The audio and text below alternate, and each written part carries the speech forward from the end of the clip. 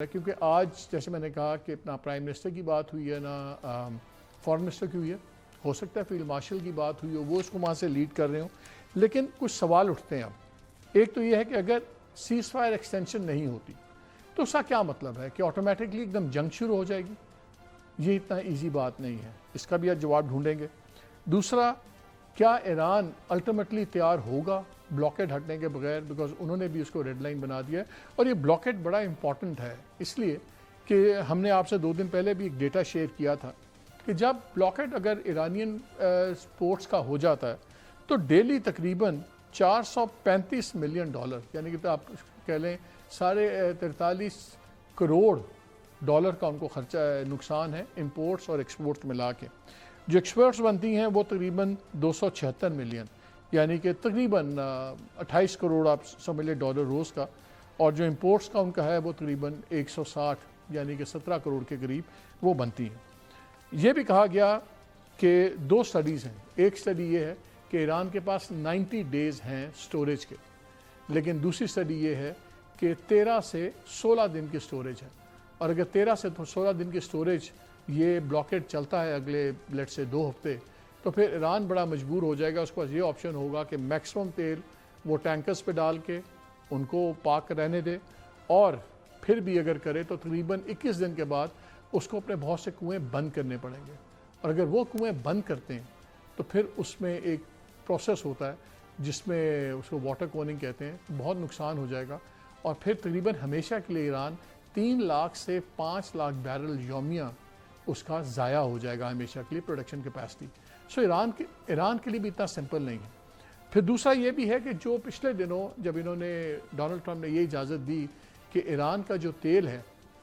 جو open Cs پہ ہے اس وقت وہ بیچنے کی اجازت دے دی گئی ہے کہ جی دنیا کو بیچ دیں، کیونکہ گلوبل کرائسس ہو رہا ہے، ساتھ ہی رشین آئل کی بھی دے دی گئی، لیکن اس پہ کہا گیا کہ جی 10 سے 15 بلین ڈالر کا ایران کو فائدہ ہوا، لیکن وہ پیسہ بھی ایران کو بھی آیا نہیں ہے، اور نہ یہ بھی آ سکتا ہے کیونکہ بینکنگ سینکشن بہت ہیں۔ سو مسائل ہیں اپنی جگہ پہ، اس لیے ایران کی بھی ضرورت ہے کہ امن ہو، سب کچھ ہو، لیکن وہ کہتے ہیں کہ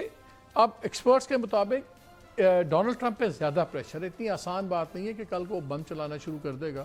کیونکہ جب آپ اس کی ریٹنگ دیکھتے ہیں لوسٹ ایور آئی ہوئی ہے۔ اب اس کے لیٹسٹ میں فگرز دیکھ رہا تھا جو اب آئے ہیں کہ 36% پہ اس کی پاپولیرٹی آ گئی بھی، لوسٹ ایور اس کی پاپولیرٹی ہے۔ صرف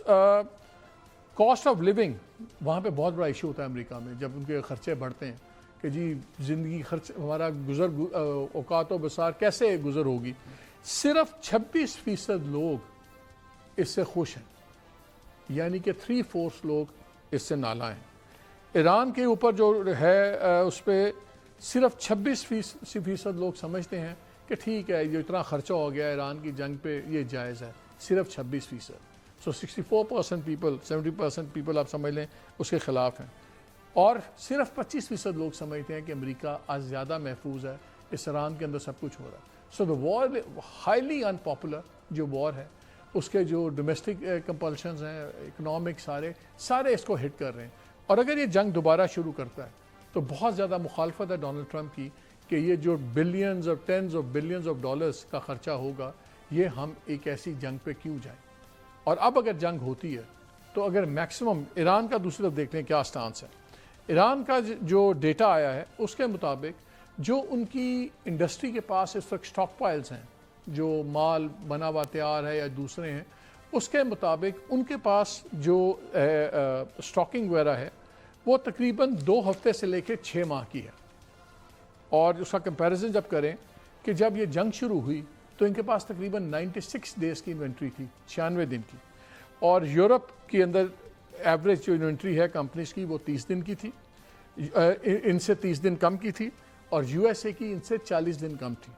پھر اس میں یہ بھی ہے کہ کچھ انڈسٹریز کی 2 سے 6 مہینے میں نے آپ کو بتایا نا ایوریج تھی،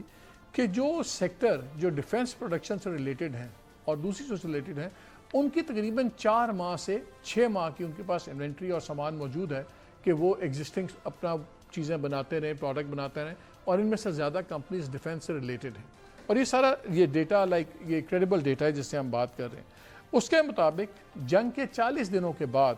جو اس وقت سٹیٹس یہ ہے کہ 40% کے قریب جو ان کے ڈرونز تھے، ان کے پاس 40% ڈرونز ابھی ہیں، اور جو بیلسٹک میزائلز کے لانچرز ہیں تقریباً 7% لانچرز ان کے پاس ابھی ہیں، اور ان کے پاس ایکسٹینسو انوینٹری ہے ان تمام پارٹس اور مٹیریلز کی جو یہ اسلحہ بنا سکتے ہیں۔ سو اگر جنگ دوبارہ شروع ہوتی ہے تو ایران جیت تو نہیں سکتا، لیکن وہ پہلے ہی کہتے ہیں کہ ایران کا جیتنے کا مطلب ہے کہ یہ صرف نہ ہارے تو جیت جائے گا۔ سو دے آر ملیٹریلی ریڈی،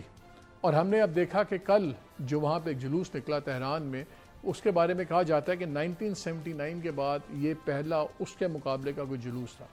جو لوگوں نے حمایت میں نکالا۔ So people are still rallied around the flag. وہاں پہ ایک بہت زیادہ اب یہ بھی بات بنتی جا رہی ہے کہ کسی بھی قیمت پہ ہتھیار نہیں ڈالنا،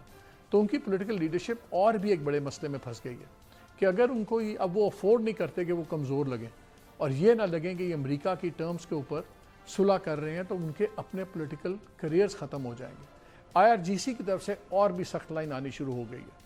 اور ایکسکیوز می، اس کے بارے میں وہ کہتے ہیں کہ کیونکہ یہ نئی جنریشن ہے، پرانے پھر بھی ذرا ماڈریٹس تھے، یہ اور بھی سخت آ گئے ہیں۔ So things are really going for a 6۔ اب 3-4 سوال اور بھی اٹھتے ہیں کہ جب ڈونلڈ ٹرمپ کو یہ موقع ملا کہ جب ایران نے کہا کہ ہرمز کھول دو، تو انہوں نے بلاکیٹ کر کے اس کو دوبارہ کیوں کہا کہ بلاکیٹ کنٹینیو کرے گا؟ کیا یہ اوور پلے کر رہے ہیں اپنا ہاتھ، یا یہ اسرائیل کی لابی جو ان کے ساتھ ہے، خود بھی اسرائیل کے بہت بڑے ہمدرد ہیں، یہ بجائے ڈیل کرنے کے کیا ڈیل خراب ہونے جا رہی ہے؟ مگر کیا وہ افورڈ کرتے ہیں؟ بیکاز جو lot of things don't make sense, جس نہج پہ اس کو لے گئے۔